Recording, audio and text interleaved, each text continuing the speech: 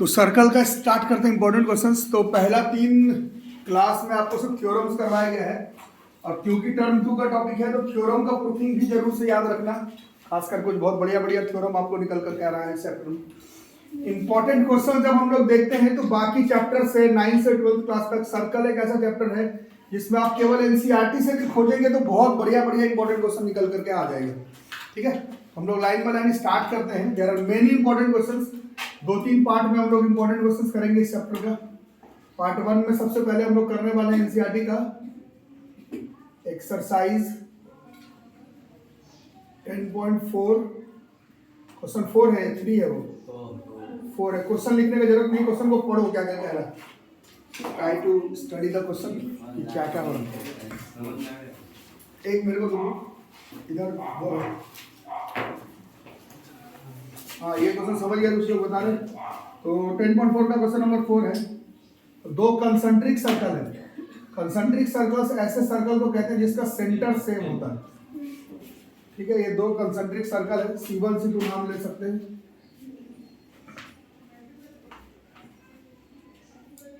और एक side cord है, एक लाइन इंटरसेक्ट्स टू, ये एक लाइन है जो कि दोनों सर्कल को क्या कर रहा है, इंटरसेक्ट कर रहा है।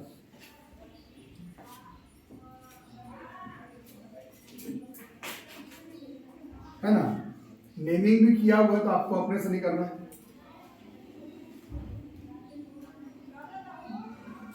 ABCD, और कुछ भी खास चीज नहीं दी करना है तो सीधा टू प्रूफ से ही लिखते हैं। इसमें क्या प्रूफ करना है हमें, तो गिवन चाहो तो लिख सकते हो, बट ऐसा कोई खास डेटा इसमें नहीं दिया हुआ है। लिख ही दो, गिवन टर्म 2 का है तो गिवन तो थोड़ा लिखना पड़ जाएगा। गिवन क्या लिखोगे, 2 concentric circles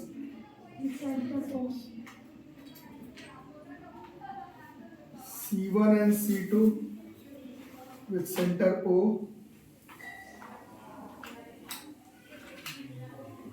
and a common chord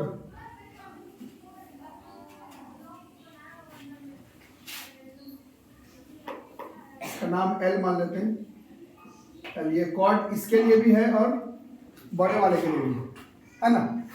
ठीक है, और प्रूफ ये करना है कि एडी और सीडी बराबर है, तो ये आसानी से हो जाएगा, बट इसमें कंस्ट्रक्शन का जरूरत पड़ेगा। सेंटर से दोनों कॉर्ड पर, मतलब एक ही कॉर्ड है, कॉमन है, और हम लोगों को क्या गिराना है, एक परपेंडिकुलर। क्योंकि टर्म 2 का टॉपिक है तो डॉटेड लाइन से ड्रॉ या construct OM perpendicular to line L लिख देते हैं। AB लिखो, BC लिखो, या मतलब AD लिखो, BC लिखो, या लाइन L लिख दो, चलेगा ना। बस इतने से हो जाएगा। प्रूफ करते समय हम लोग थ्योरम नंबर 3 को याद करेंगे। थ्योरम नंबर 3 क्या कहता है, एक सर्कल के सेंटर से अगर परपेंडिकुलर गिराते हैं तो कॉर्ड जो है वो आधा आधा हो जाता है। प्रूफ में as AOM perpendicular to BC, उस हिसाब से BM किसके बराबर हो जाएगा, MC के। This is theorem number 3। आ रहा है समझ में। और आप लोग उस दिन पूछ रहे थे स्कूल एग्जाम में आप लोग नहीं लिख सकते थ्योरम नंबर 3, आपको पूरा थ्योरम ही लिखना पड़ेगा। Perpendicular from centre of a chord bisects the chord, पूरा लिखना है। ट्यूशन रूम में लिख ले रहे हैं, बट आपको पूरा लिखना पड़ेगा, ये चलेगा। उसी तरह से अगर देखते हो तो ये OM एक्चुअली में AD पर भी परपेंडिकुलर है, उसमें भी थ्योरम नंबर 2, 3 जो है वो लग रहा है। उस हिसाब से बताओ कितना हो जाएगा। AM जो है ये भी थ्योरम नंबर 3 से ही हो रहा है। ठीक है, और यूक्लिड पोस्टुलेट वाले चैप्टर में पढ़ना था, जो कि आप लोग पढ़े नहीं क्योंकि कॉमन सेंस पर ही बेस्ड है। दोनों इक्वेशन को अगर माइनस करेंगे तो बराबर से बराबर को हम लोग माइनस कर सकते हैं। तो करो, LHS में LHS माइनस हो जाएगा, BM में से AM, और यहाँ से MC में से MD। ये इसके बराबर है, ये इसको बराबर है, तो माइनस भी किए तो बराबर ही आएगा ना। अरे हाँ ना बोलो। तो BM में से M घटा दो, नहीं 2 में से 1 घटाना पड़ता है। 2 में से 1 जो बड़ा लाइन है उसको घटाओ, AM में से BM, तो इधर किसके बराबर आ जाएगा, MC। अब बताओ ए एम में से बी एम गया, क्या बचा? एम डी में से एम सी माइनस कर दे, क्या बचा? यही प्रूफ करना था यार, आप ध्यान से देखेंगे। This is what we need to proof, A B बराबर सी डी प्रूफ करना था। इस तरह से 10.4 का क्वेश्चन नंबर 4 जो है वो ठीक है, बढ़िया चैप्टर है। इसमें केवल एनसीईआरटी से भी करेंगे तो बहुत सारे इंपॉर्टेंट क्वेश्चन मिल जाएगा हाथ में। सेकंड इंपॉर्टेंट क्वेश्चन निकालोगे तो बाकी चैप्टर में आप लोग देखें, जो लोग मेरे पास ऑफलाइन या ऑनलाइन पढ़ रहे हैं, लाइन बाय लाइन क्वेश्चन करते हैं। इसमें नहीं, इसमें बहुत सारा टाइप का वेरिएशन वाला क्वेश्चन है। एक ही टाइप का करते रहोगे तो मजा भी नहीं आएगा, सीख भी नहीं पाओगे। सीधा इंपॉर्टेंट क्वेश्चन करते करते हम लोग निकलेंगे। एनसीईआरटी एक्सरसाइज 10.5 ऊपर मेंशन जरूर कर लेना का क्वेश्चन नंबर 9, एकदम तूफानी क्वेश्चन है, इंपॉर्टेंट लगाओ। सारा थ्योरम एक साथ रिवीजन करेंगे तब तो बात बनेगा। 12 + 2 14 थ्योरम है हमारे मदद के लिए। 10.5 का क्वेश्चन नंबर 9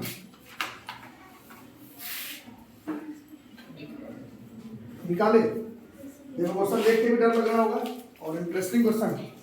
10.5 क्वेश्चन नंबर 9 बनाओ डायग्राम। क्या नहीं बनाया? क्यों भाई बनाओ? हम नहीं बोले। कौन बोला? नहीं, लड्डू लड्डू भाई। लड्डू भाई का क्या करो समझ नहीं। हम नहीं बोले।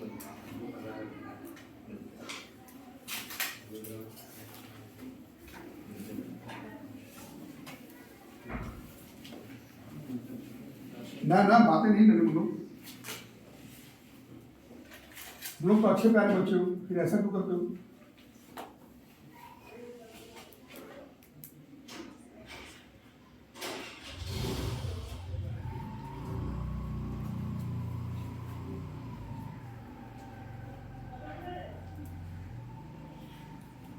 किताब पे भी इंपॉर्टेंट लगाते चलना, बुक में भी। ट्यूशन कॉपी का चीज तो थोड़ा इधर उधर मिसप्लेस हो जाता है। एनसीईआरटी को इंपॉर्टेंट लगाते रहो। 10.4 क्वेश्चन नंबर 4, 10.5 क्वेश्चन नंबर 9, ये सब किताब में भी अंडरलाइन होना चाहिए। कि कॉपी का चीज कब किसका कॉपी गुम हो गया या फिर कौन कहाँ पढ़ा, ट्यूशन पढ़ा, वो सब ठीक है, बट बुक में होना चाहिए इंटरेस्टिंग प्लस इंपॉर्टेंट। हाँ भाई, तो इसमें कुछ खास गिवन नहीं है, कुछ भी नहीं है टू बी क्लियर, सीधा प्रूफिंग ही है। तो गिवन में बस यही लिखा हुआ है, सीधा टू प्रूफ से देखते हैं क्या प्रूफ करना है। एक बार करो। एंगल एसीपी को क्यूसीडी के बराबर लेके चलना है। क्वेश्चन लिख लिया हो? यस। देखो, अब लिख रहे हो तो पहले देखो, बाद में बनाना डायग्राम। देखो बच्चों, अभी लिखना बंद कर दो, लिखना बंद करके देखो। अभी यहाँ से बड़ा मजेदार क्वेश्चन हो जाएगा। तो हम लोग ने पढ़ा था थ्योरम नंबर 10, क्या था? देख के बोलना पड़ेगा कि याद रहेगा। बताओ थ्योरम नंबर 10। नहीं तो 10 नहीं, फिर बताओ 9 बताओ। 9 में नहीं, 8 9 ऐसा। कॉट जो सेंटर लाइन होगा वो 8 था ना शायद। 9 क्या था? Angles in the same segment are equal. इस चैप्टर का सबसे ज्यादा इस्तेमाल होने वाला थ्योरम ये आर्क है। ये देखो, ये यहाँ पर सेंटर पर तो नहीं, यहाँ पर angle in the same segment, यहाँ पर एक एंगल बना रहा है। इस एंगल का नेमिंग करेंगे 1, चलेगा ना? और यही वाला आर्क अगर ध्यान से देखते हो, ये angle in the same segment पर एक एंगल यहाँ पर बना रहा है, इसका नेमिंग कर देंगे हम लोग 2। Angle in the same segment से 1 और 2 बराबर हो जाएगा। Angle in the same segment are equal आप लोग समझते हैं ना? यहाँ पर मैं फिर से बता देता हूँ, बड़ा कमाल का थ्योरम है। ये कहता है कि अगर ये आर्क है, सेंटर का जरूरत भी नहीं है, प्रूफिंग के लिए सेंटर का जरूरत है, थ्योरम समझने के लिए नहीं जरूरत है। ये आर्क सेम सेगमेंट पर कहीं पर भी एंगल बनाएगा तो उन सब का वैल्यू जो आएगा वो सेम ही आएगा। सब एंगल सेम होगा, बस यहाँ नहीं आ सकते हो, यहाँ नहीं, सेम इस पर नहीं चल सकता।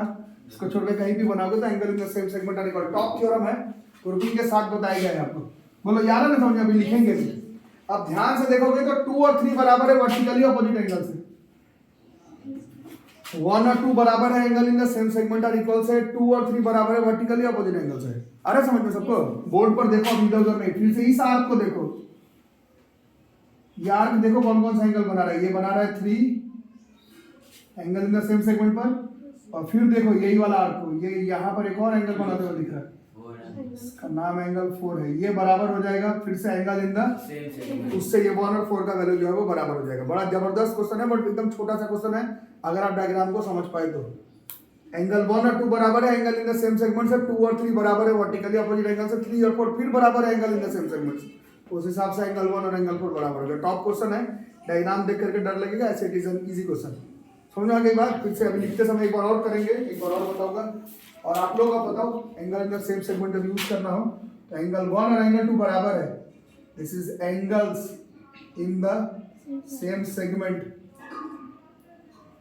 और आज के बाद जब भी angles in the same segment लगा रहे हो तो कौन सा आर्क ने वो एंगल बनाया है वो जरूर लिखना।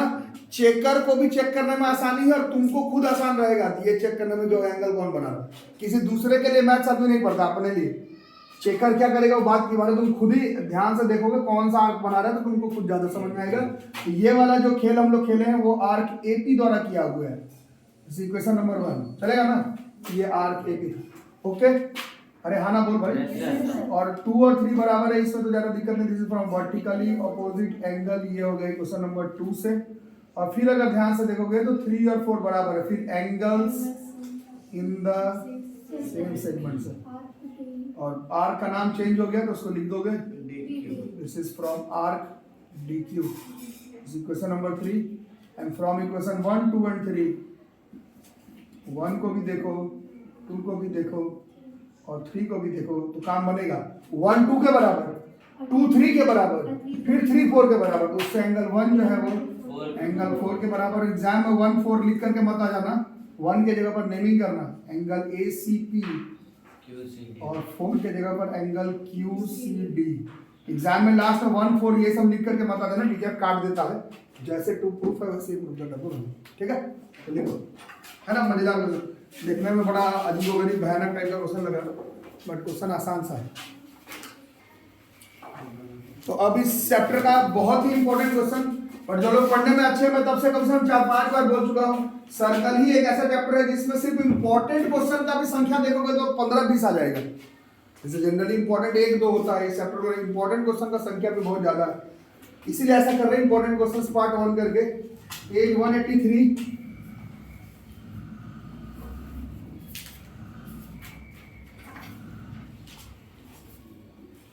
एग्जाम्पल 3 है।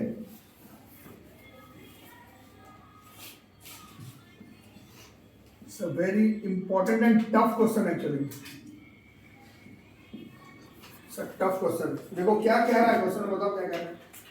एक सर्कल है,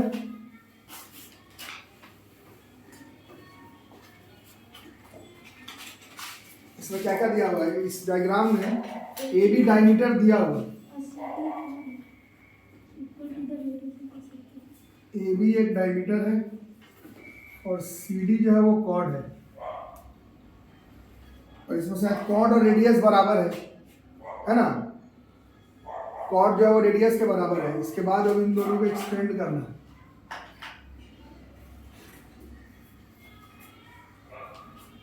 और यहाँ पर एक एंगल बना, इसका वैल्यू निकालना है। जब इसमें लिखा हुआ टू प्रूफ, आपके किताब में आंसर दिया हुआ पहले से कितना आएगा देख लो, है ना, और आपसे टू प्रूफ में वैल्यू निकालने के लिए भी पूछा जा सकता है। तो हम लोग टू प्रूफ जैसे एनसीईआरटी में उस हिसाब से टू प्रूफ में ही लिख करके छोड़ देंगे इसको। गिवन क्या क्या कह रहा है इसमें,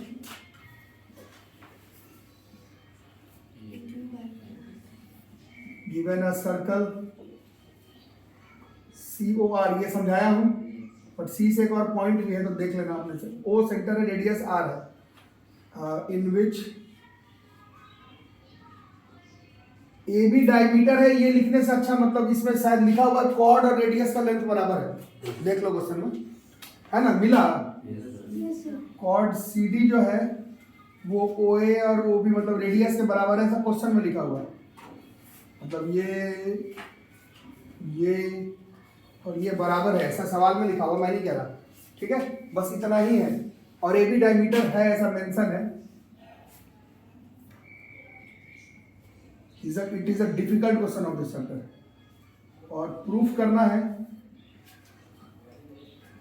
AEB का वैल्यू जो है वो 60 डिग्री का होगा। ठीक है, अभी लिखना बंद कर दो। लिखना बंद करो क्योंकि समझ में भी नहीं आएगा। ये very challenging question, we need to do it, समझना पड़ेगा। और बाकी वीडियोस में जब लगे भूल रहे हो टेस्ट के समय तो एक बार देख लेना, क्योंकि सर्कल में बहुत ज़्यादा टफ क्वेश्चन दिया हुआ है। ठीक है, एज ए टीचर अगर हम लोग बोल रहे हैं टफ है तो है, सारे चैप्टर में नहीं बोला जाता टफ है। ठीक, इस क्वेश्चन को बनाने के लिए सबसे पहले तो हमें ये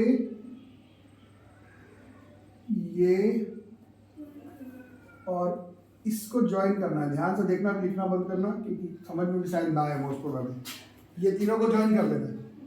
ठीक है, अब देखो ये जो कॉर्ड है वो किसके बराबर था, रेडियस, तो उस हिसाब से रेडियस तो ये भी है और ये भी है, तो ये तीनों बराबर हो गया। उस हिसाब से कौन सा ट्रायंगल बन गया, इक्विलेटरल, अरे सब लोग बोलो। और इक्विलेटरल ट्रायंगल में सारे एंगल कितने डिग्री का होता है, तो ये हो गया यहाँ पर, ये कितने डिग्री का हो गया, ये 60।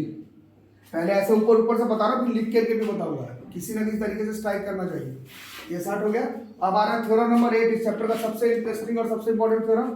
ये कहता है इस आर्क को देखो, यार सेंटर पे जितना एंगल बना रहा है, एरा पॉइंट पर उसका आधा बनाएगा। तो ये वाले इसी आर्क को देखो, ये सेंटर पे बना रहा है ये एंगल, है ना। इसको देखो, ये एक और एंगल बना रहा है, यहाँ देखो ये एंगल भी बन रहा है यहाँ पर, ये आ रहा समझ में, ये वाला थ्योरम नंबर 8 के हिसाब से ये उसका आधा हो जाएगा, दिस विल बी 30 डिग्री। अब ये सब लिखेंगे अभी, पहले एक बार समझ लोगे तो काम बन जाएगा। यहाँ तक ओके हो गई बात। अब एक और पढ़े थे थ्योरम नंबर 9 का भाई था, 10 आप लोग के एनसीईआरटी में नहीं था, बट वो मेरे क्लास में 10 के फॉर्म में हम लोग लिए। वो ये था कि सेमी सर्कल पर कोई भी एंगल बना लो, वो हमेशा 90 डिग्री होगा। ध्यान से देखोगे तो ये सेमी सर्कल वाला एंगल है, ये देखो ये है ना डायमीटर, और ये सेमी सर्कल वाला एंगल, अरे समझ में कुछ। तो वहां से ये जो एंगल बन रहा है, इस एंगल में भी 90 डिग्री। डिफिकल्ट क्वेश्चन है, पर प्रैक्टिस से याद हो करके घर पे जा सकते। क्या समझ में, लीनियर पेयर से ये 90 है, तो ये वाला कितने डिग्री का हो गया, 90। कुछ भी आ रहा है या बाउंस कर रहा है। अब इस ट्राइंगल को देखो, CEB को, इसमें एक एंगल दिख रहा है 90 डिग्री का और एक एंगल 30 डिग्री का दिख रहा है।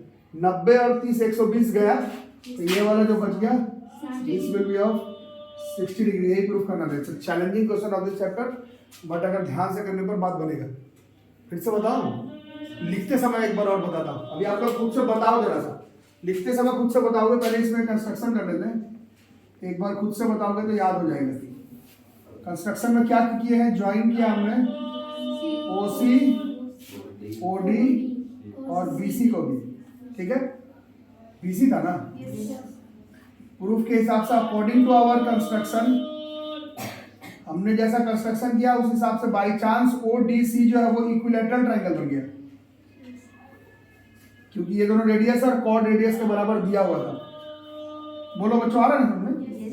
और ये अगर इक्विलेटरल ट्रायंगल है तो हम लोग 7th क्लास से पढ़ रहे हैं, इक्विलेटरल ट्रायंगल का सारा ही एंगल जो होता है वो 60 डिग्री का होता है। एंगल COD बराबर 60 डिग्री हो गया, है ना, COD। तो वहां से अब हमारा इस चैप्टर का थ्योरम स्टार्ट होता है। CBD इसका हाफ होगा, this is half of angle COD। इसमें लग रहा है थ्योरम नंबर 8, और आप एग्जाम में 8 नहीं पूरा लिखना पड़ेगा। Angle subtended bye an arc at the centre is double of the angle subtended bye it at remaining part of the circle. Centre वाला दुगना होगा, ठीक है, एरा पॉइंट वाला आधा होगा। उस हिसाब से CBD की वैल्यू जो है हो जाएगी 30 डिग्री की। ये टफ चैप्टर है, क्वेश्चन भी टफ है। ये 30 पहला काम हो गया, बोला रहे समझ में।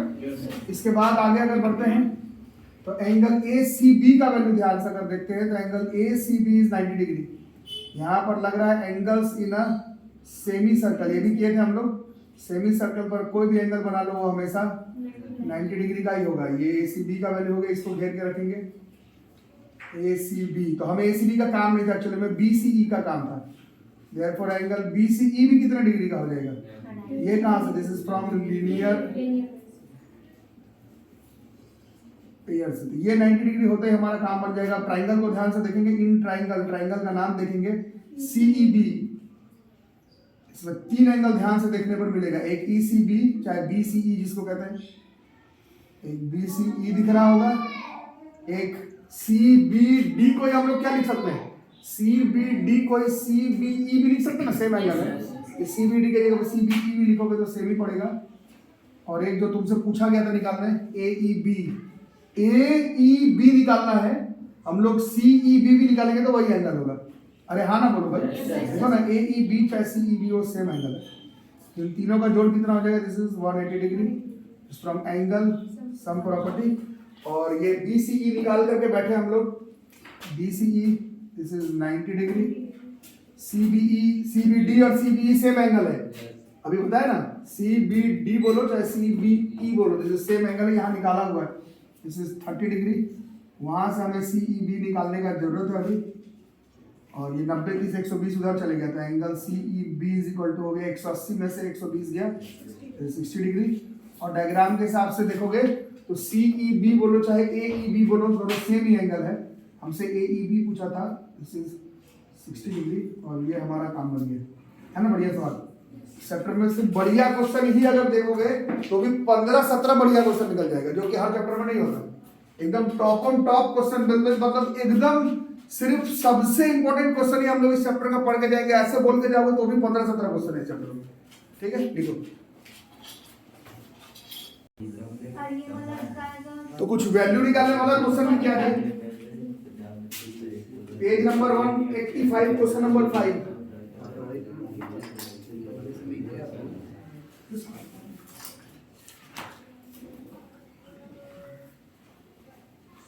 ये वैल्यू निकालने वाला है, ज्योमेट्री का एक अभिन्न अंग वैल्यू निकालने वाला क्वेश्चन, क्योंकि तो जनरली आसान बच्चों को लगता है।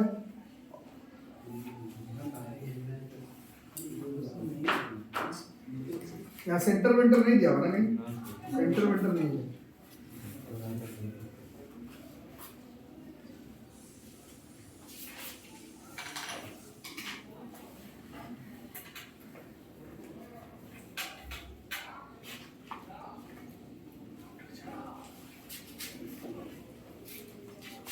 और क्या क्या दिया हुआ, बी ई सी की वैल्यू दी हुई है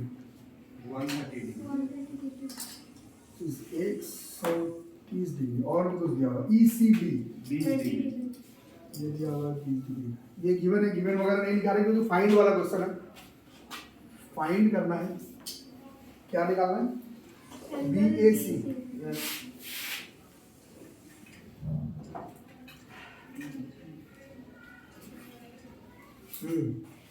बताओ फिर, बी ए सी, ओके, सी ई डी हो जाएगा 50 डिग्री लीनियर पे। सी ई डी, अच्छा ठीक है, सी ई डी से अच्छा है कि हम लोग ये वाला एंगल निकालें। हाँ, ये कितना हो जाएगा, 50 डिग्री। पहले देख लो उसका लिखेंगे। ये 50 हो जा रहा है किससे, लीनियर पेयर से। अब इस चैप्टर का सबसे ज्यादा चला हुआ थ्योरम, इस आर्क को देखो, ये आर्क दो एंगल बना रहा है, ये थ्योरम किस तरह से सीखना पड़ेगा, 20 डिग्री है। और यही वाला आर्क सेम सेगमेंट पर यहाँ पर भी एंगल बना रहा है, उस हिसाब से ये वाला भी कितने डिग्री का हो जाएगा। अरे समझे, ये angle in the same segment are equal, बड़ा ही भयानक थ्योरम है, हर जगह पर यूज होता रहता है। तो ये 50 और 20 70 निकल गया, और एक ट्राइंगल में 3 एंगल का जोड़ जो है वो 180 डिग्री होता है, उस हिसाब से दिस विल बी 110 डिग्री। इस क्वेश्चन का आंसर हो जाएगा, ठीक है। वैसे भी पढ़ना, यहाँ से फिर लीनियर पेयर करना है, वर्टिकल ऑपोजिट करना पड़ता ना। लीनियर पेयर से सर वो हो जाएगा क्या ये हाँ, ये क्या बोलते हैं, एक 50 डिग्री 50 + 20 70 डिग्री, और वो 110 और फिर angle in the same segment आएगा, ठीक है। लिखो, अरे सॉरी, सबसे पहला काम हम लोग करेंगे एंगल बी ए ई, थोड़ा स्टेप उड़ा के करेंगे क्योंकि वैल्यू निकालने वाला क्वेश्चन है। ये सीधा लिख देते हैं 50 डिग्री का, this is from linear pair. Value निकालने वाले में उतना स्टेप लिख के नहीं करेंगे, ये समझ जाओगे ना बच्चों। फिर एंगल ए बी ई जो है वो किसके बराबर हो जाएगा, एंगल ए बी ई जो है वो एक्चुअली में एंगल ए सी डी के बराबर हो जाएगा 20 डिग्री का। और इसमें थ्योरम लग रहा है, ये लिखना पड़ेगा, जैसे angles in the same segment, और नाम भी लिखना पड़ेगा कि कौन से आर्क ने आपको मदद किया है। तो आर्क है इसमें ए डी। बोलो, समझ में आ रहा है सबको? यही नहीं समझ पाएगा तो फिर दिक्कत हो गया। अब इन ट्रायंगल AEB निकालोगे, इसमें 3 एंगल दिख रहा है, स्टेप उड़ा दो सीधा ABE में, AEB चाहे ABE में, एक 50 डिग्री नजर आ रहा है, एक 20 डिग्री नजर आ रहा है, और चाहिए हमें BAE का value 180 degree angle sum property से, 70 उधर जाकर के माइनस हो गया, 110 डिग्री, और जो BAE है वही एक्चुअली में BAC वही एंगल है, कुछ अलग बात नहीं। ठीक है, तो पार्ट 1 में इतना इंपॉर्टेंट क्वेश्चन किए, कल पार्ट 2 पार्ट 3 में करेंगे। वी विल ट्राई कि सारा ही सारा क्वेश्चन कर लिया जाए, बट पार्ट पार्ट में तोड़ करके करेंगे। ठीक है।